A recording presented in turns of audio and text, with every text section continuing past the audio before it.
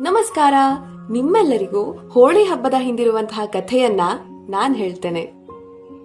ಹಿರಣ್ಯಕಶಿಪುವಿಗೆ ಸಹೋದರಿ ಹೋಲಿಕಾ ಅನ್ನೋಳು ಇರ್ತಾಳೆ. ಹಿರಣ್ಯಕಶಿಪು ತನ್ನ ರಾಜ್ಯದಲ್ಲಿ ದೇವರನ್ನ ಪೂಜಿಸೋದನ್ನ ಸಂಪೂರ್ಣವಾಗಿ ನಿಷೇಧ ಮಾಡಿದ್ದ. ತನ್ನನ್ನೇ ದೇವರು ಅಂತ ಪೂಜಿಸೋ ಹಾಗೆ ಆದೇಶವನ್ನು ಕೂಡ ಮಾಡಿದ್ದ.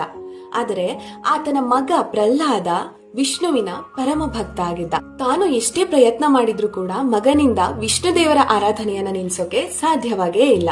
ಕೊನೆಗೆ ಹಿರಣ್ಯಕಶಿಪು ತನ್ನ ಮಗನನ್ನ ಬೆಂಕಿಯಿಂದ ದಂಡಿಸುವಂತೆ ತೀರ್ಮಾನ ಮಾಡ್ತಾನೆ.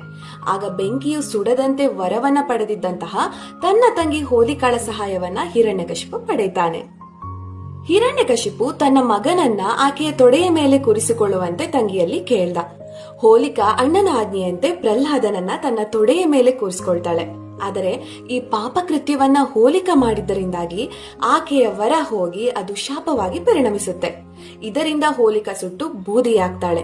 ಪ್ರಹ್ಲಾದ ಸುರಕ್ಷಿತವಾಗಿ ಬೆಂಕಿಯಿಂದ ಹೊರಬರ್ತಾನೆ. ಅದಕ್ಕಾಗಿ ಪ್ರತಿ ವರ್ಷ ಹೋಲಿಯ ಮುನ್ನ ಹಿಂದೂ ಮನೆಗಳಲ್ಲಿ ಹೋಲಿಕನನ್ನ ಸುಡ್ತಾರೆ.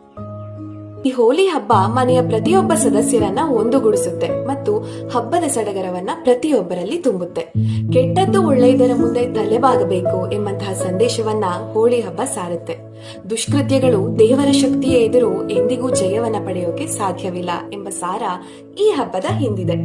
ಹೋಲಿಕನಂತೆ ಕೆಟ್ಟ ಶಕ್ತಿಗಳು, ದುಷ್ಟ ಆಲೋಚನೆಗಳು ನಾಶವಾಗಿ ಹೊಸದರ ಪ್ರಾರಂಭದ ಕಡೆಗೆ ಮುನ್ನೋಗೋಣ ಅಂತ ಹೇಳ್ತಾ ಎಲ್ಲರಿಗೂ ಕೂಡ ಬಣ್ಣದ ಹಬ್ಬದ ಶುಭಾಶಯ.